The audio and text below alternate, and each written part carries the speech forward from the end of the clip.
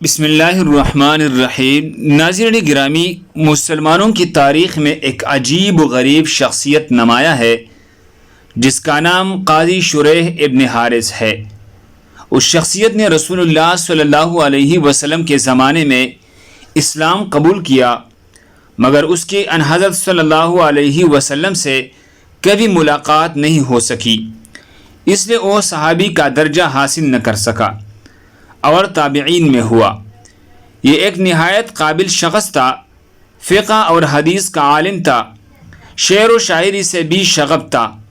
حضرت عمر رضی اللہ تعالیٰ عنہ نے انہیں قاضی مقرر کیا۔ اس کے انتخاب کی کہانی بڑی عجیب سی ہے۔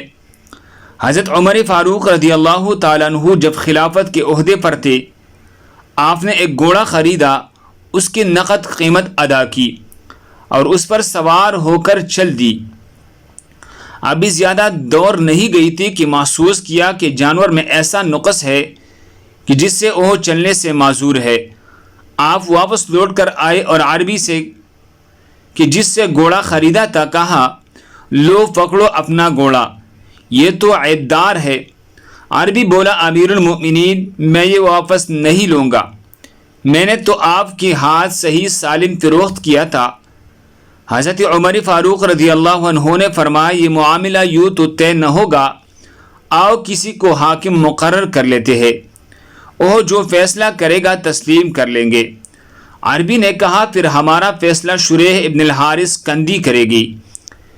حضرت عمر رضی اللہ تعالیٰ عنہ نے فرمایا، مجھے منظور ہے۔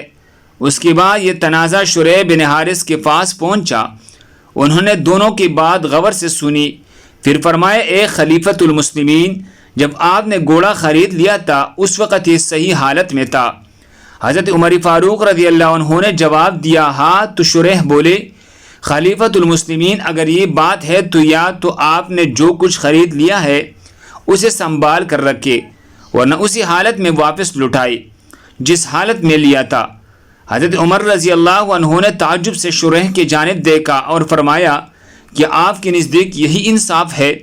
شریح بولے، بے شک حکم قطعی اور انصاف پر مبنی ہے۔ یہ سن کر حضرت عمر رضی اللہ عنہ کچھ دیر خاموش کھڑے رہے، پھر بولے، تم کوفہ جاؤ، میں تمہیں وہاں کا قاضی مقرر کرتا ہوں۔ شریح نے یہ عہدہ قبول کر لیا اور کوفہ چلا گیا۔ بعد میں حضرت عثمان رضی اللہ عنہ نے بھی انہیں اس عہدے پر برقرار رکھا، اور سیدنا مولا علی شیر خدا کی خلافت میں بھی قاضی شریح اپنے عہدے پر برقرار رہا۔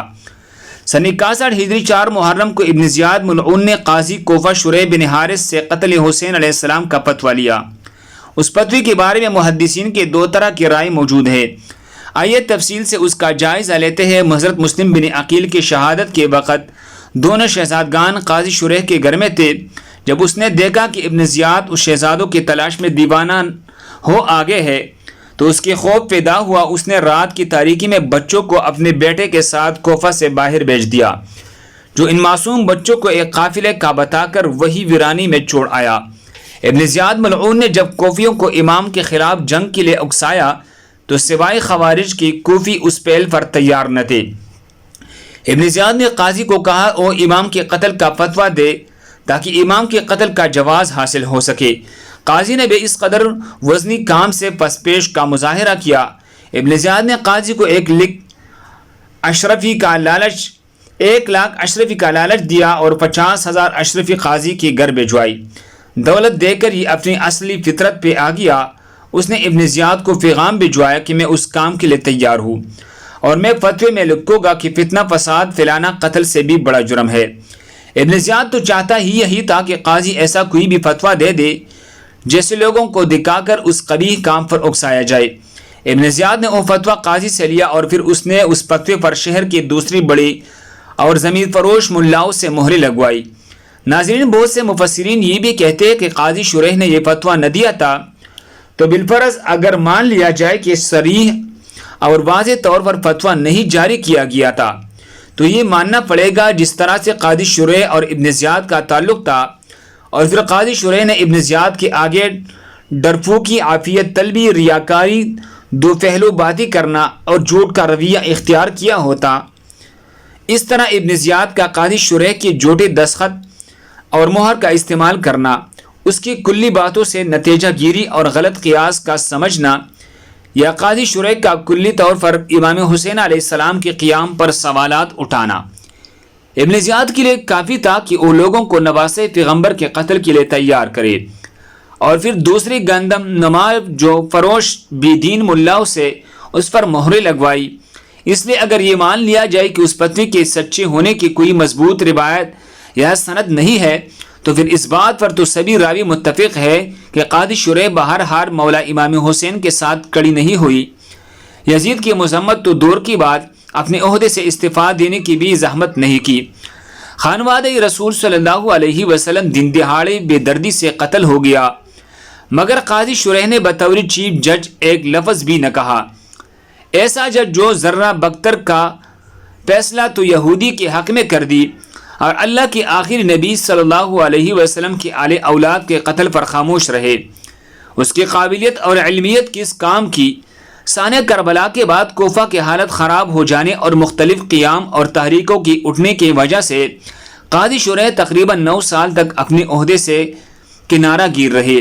مورخین نے اس کی وجہ عافیت طلبی اور عدم امنیت بیان کی ہے۔ ابن خلدون کی بقول مختار ثقفی نے کوفہ پر تسلط حاصل کرنے کے بعد قاضی شریح کو کوفہ کی منصب قضاوت کے لیے مقرر کیا، لیکن مختار کی صفائیوں نے اس پر اعتراض کیا۔ قاضی شریح بھی ان اعتراضات کو سن کر خوفزدہ ہوا اور بیماری کا بہانہ بنا کر خانہ نشین ہو گئی۔ مختار بھی ان اعتراضات کے نتیجے میں قاضی شریح کو معزول کرنے پر مجبور ہو گیا۔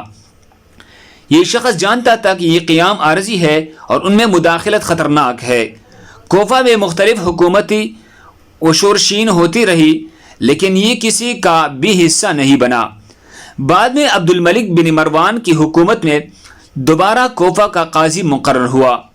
اس دوران عبد الملک بن مروان نے حجاج کو کوفہ کا گورنر بنایا اور قاضی شریح اس وقت نہ صرف کوفہ کا چیف جسٹس تھا بلکہ حجاج کے مشاورین میں سے شمار ہونے لگا۔ اللہ ہم سب کو اس پر عمل کرنے کی توفیق عطا فرمائے۔ دوسری مسلمانوں کے فائدے کے لیے آگے ضرور شیئر کریں۔ ناظرین گرامی، اگر آپ ہمارے چینل پر نئے ہیں، برائے کرم اس طرح مزید خوبصورت واقعات کے لیے ہمارے چینل کو سبسکرائب کریں۔ اللہ آپ کو جزائے خیر دے۔ جزاکم اللہ خیر۔